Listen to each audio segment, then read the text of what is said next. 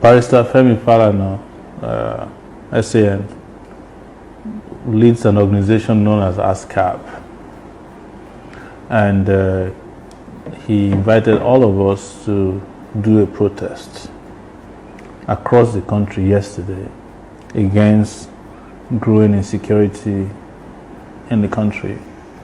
So I left home to attend that protest alongside other friends.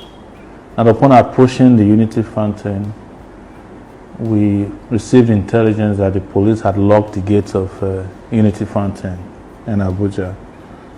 And when we arrived there, we engaged the police and explained to them that it is within our rights to have protests, and that the police need not shut the gates of the place against us. But they refused. So when they refused, I asked the barrister who was beside me if he could reach the commissioner of police, and he called him and put him on a speakerphone, and we repeated to him that it was despicable of the police to prevent Nigerians from protesting. Since it's our fundamental human rights and it's our constitutional right as well, whatever their constitution is that they respect. He responded in Hausa language, which I heard a little bit of, that he had no hand in it and that he would talk to the people there to open the gate. So when I looked back, discovered about 5 trucks, between 3 and 5 trucks of police officers had arrived at the scene, and we started singing solidarity songs. Peaceful protest. This was being live streamed, by the way, on my page at this point. And from nowhere, this woman, who I later learned is a CSP in the police, that she looked at me and said, "Sowore, you are the one here," and she shot me. And my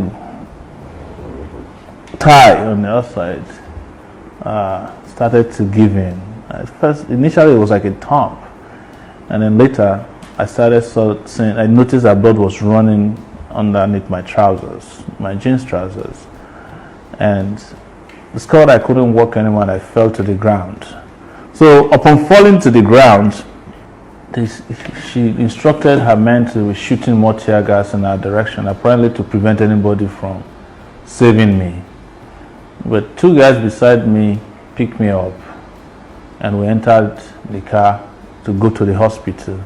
It was on our way to the hospital that I discovered that my tire was just swelling and expanding.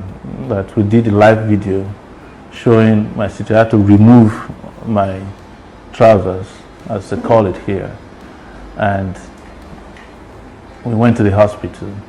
We got halfway into the public hospital and we decided against it, that it's better to go to a private hospital. So we went to a private hospital and they began treating the injury on my thigh. We didn't know how big or serious it was, but I was just in a lot of pain. At this point, by the way, we had a cameraman from Roost TV who was taking videos of my pain and the treatment. He was inside the emergency room with us. And when we discovered that the hospital wasn't very well equipped for the level of pain and suspicion that this could be something different, we called another hospital and drove down to that second hospital, where I was eventually treated